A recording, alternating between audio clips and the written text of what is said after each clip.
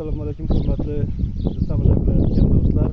Mana bugun Hazorasp tuman Beshtamizdagi Bog'iyram mahallasida chaqma kooperatsiyasini tashkil qildik.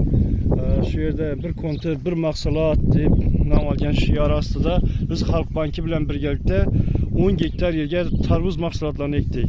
Bunda 269, 286, 287, 271 kontillarda 10 gektar tarvuzni ekib, undirib 46 ijarasiga berdik.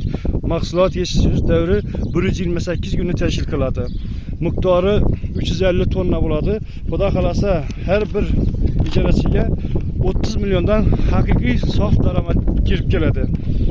Chaqma kooperatsiyasida unib chiqqan tarvuzlarni tabiiy mahsulotlar bilan ajoyib bir ishlarni berib, ximik neler bilan yetishtirib, o'g'itlar bilan yetishtirib, xalqimizga taqdim qilamiz shuni.